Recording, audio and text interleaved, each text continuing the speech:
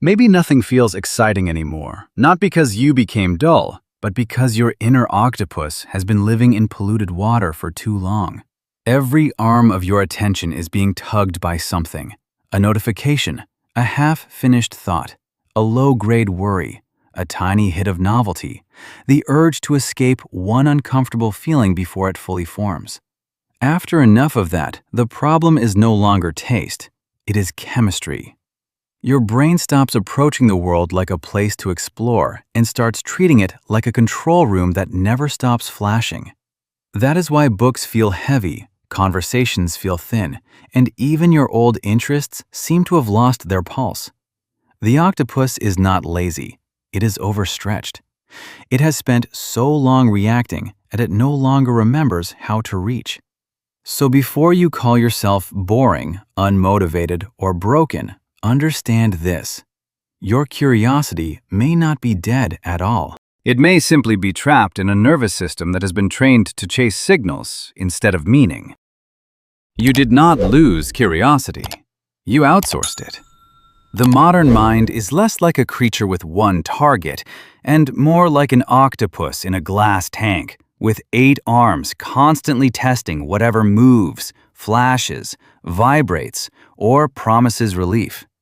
That is why you can spend an hour opening tabs, checking comments, refreshing feeds, following a random question into 10 smaller questions, and still call yourself uninterested. Uninterested people do not do that. Distracted people do. Your curiosity is still alive. It is just being hired out by the cheapest bidders in the environment. Every bright icon, every cliffhanger headline, every tiny social cue pulls one arm away from depth and toward reaction. And the strange part is that this can feel like emptiness, when it is actually misdirection. The octopus is not asleep. It is over handshaking with the wrong things. It keeps touching surfaces instead of entering worlds, skimming signals instead of building meaning. So the real problem is not that your mind stopped reaching. It is that too many shallow signals learned how to grab it first. Curiosity is not a personality trait you either have or don't have. It is the moment the inner octopus feels a tug between what it already knows and what it can sense just beyond reach. The modern brain is constantly sampling the water around it, looking for patterns, gaps, unfinished signals, anything that suggests there is something useful, rewarding, or emotionally relieving on the other side of one more glance. That is why a vague message, a half-told story, or a headline engineered to leave one piece missing can feel weirdly magnetic. The pull is not random. The octopus hates an open loop. When one arm touches uncertainty, the whole body leans in. But in digital life, this instinct gets farmed. Entire platforms are built like tanks full of flickering bait, each one designed to trigger that tiny inner lean without ever feeding it deeply. So what you call getting distracted is often your mind trying to close a gap, only to be handed another gap, then another, then another. Curiosity begins as hunger for understanding.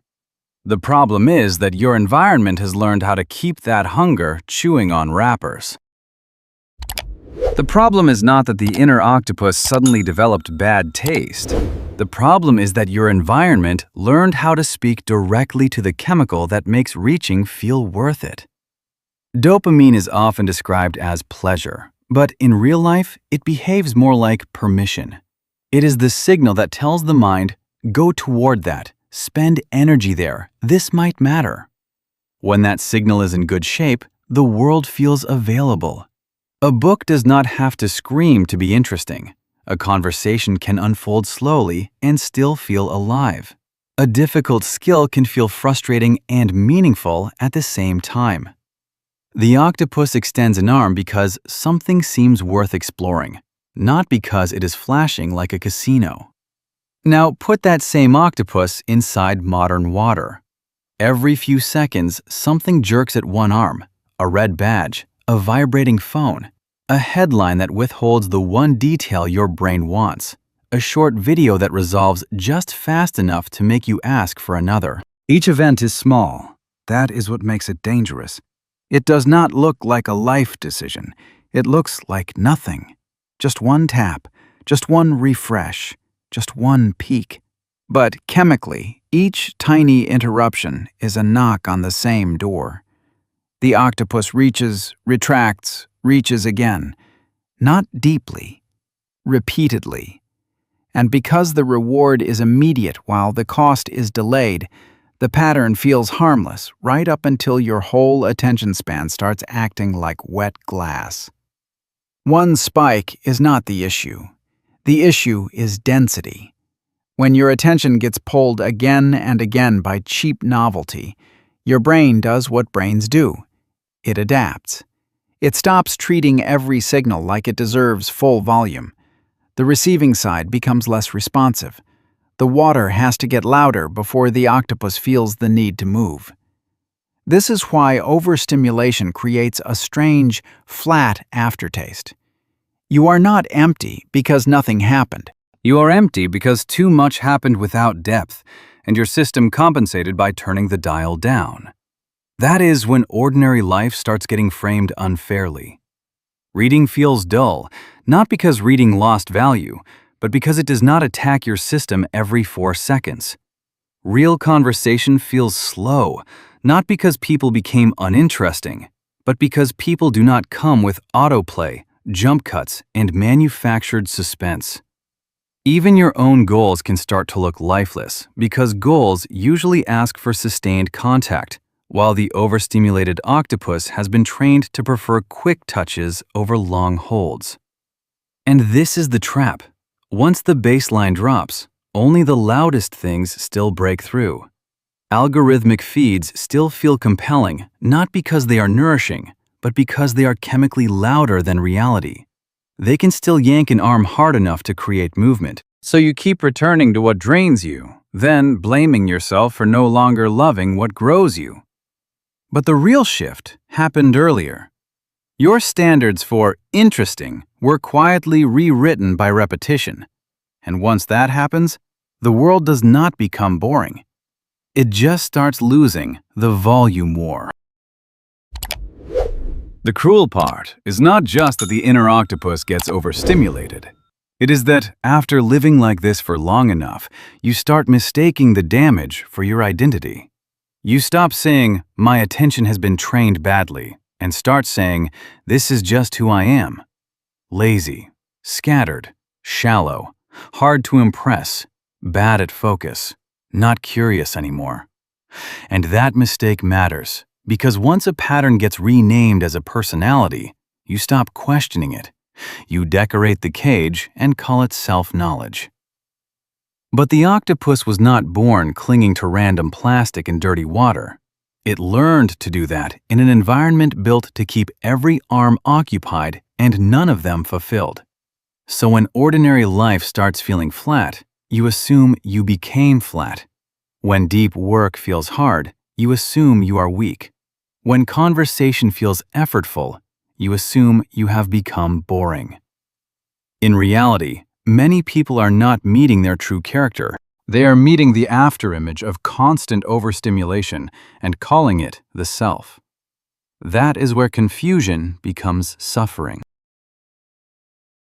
If you want to know whether your inner octopus is living in dopamine-heavy water, do not ask whether you are lazy. Watch what your arms do when silence finally arrives. The first sign is that the moment you sit down to read, think, work, or even rest, one arm immediately goes hunting for a screen. Not because the task is impossible, but because stillness now feels strangely abrasive. The second sign is more embarrassing. You consume an absurd amount, yet when someone asks what has actually stayed with you, the tank goes quiet. You have touched thousands of surfaces and entered almost none of them. So you end the week overstimulated but undernourished, full of input and empty of substance. The third sign is the heaviest one. You begin to suspect that an older version of you had more depth. You remember seasons when you could stay with a book, obsess over an idea, build a skill, care about something long enough for it to change you. And now the octopus feels quicker, twitchier, busier, but somehow less alive. That combination matters. Restless attention, shallow retention, and the private grief of feeling less interesting than you used to be. Those are not random flaws. They are clues. They suggest a mind that has been trained into constant reaction and is forgetting how to remain. And that is precisely why this state can be turned around. So if these 3 signs are showing up in your life, the answer is not more self-blame. It is a 3-step reset. Reduce the noise, restore the system, and retrain your attention to go deep again. Step 1. Calm the water. The first move is not to become more disciplined. It is to make the water less manipulative. If your inner octopus has been trained to lunge at every flash, buzz, and moving target, then asking it to just use more self-control is almost comedy. Of course it keeps reaching. The environment was built to be irresistible at arm's length. So for the next 1 to 7 days, do something simpler and smarter. Stop feeding the noisiest parts of the tank. This does not mean disappearing from real life or turning into a monk with a dead phone and a tragic face. It means removing the high-spike behaviors that keep yanking your attention into reaction mode. Algorithmic feeds, endless short videos, binge loops, compulsive checking, the little digital slot machines disguised as apps. You can still use the internet. You just stop handing your nervous system to the loudest bidders. Read what you meant to read. Search for what you actually need. Reply to people if you must. But do not wander into places designed to keep 8 arms busy and your mind unfed. And here's the practical part most people skip. Do not rely on intention. Build friction. Put the phone in another room. Turn off non-essential notifications. Log out. Delete the app for a few days if needed. Use the browser instead of the app when convenience is the trap. Make the bad habits slightly annoying, because the modern octopus is often not defeated by morality. It is redirected by inconvenience. You're not punishing yourself. You are lowering the background noise so your attention can hear itself again. Before depth can feel rewarding, chaos has to become a little less available. Step 2. Rebuild natural drive. Cutting noise is only half the job. The inner octopus also needs cleaner currents to move in. Motion matters because the brain does not rebuild interest through willpower alone. It rebuilds it through use. When you walk, lift, stretch, climb stairs, or simply move with intention, you are telling your system that energy still has a direction. That matters more than people think. A body kept in passive consumption teaches the octopus to curl inward and wait for stimulation. A moving body teaches it to reach on its own. This is why even a daily walk can feel strangely restorative. Not dramatic, not cinematic, just biologically honest. Movement helps the water clear. It gives your chemistry a more natural rhythm, so motivation does not have to arrive wearing flashing lights. You are not exercising to become impressive. You are teaching the octopus how to generate its own current again. Step 3.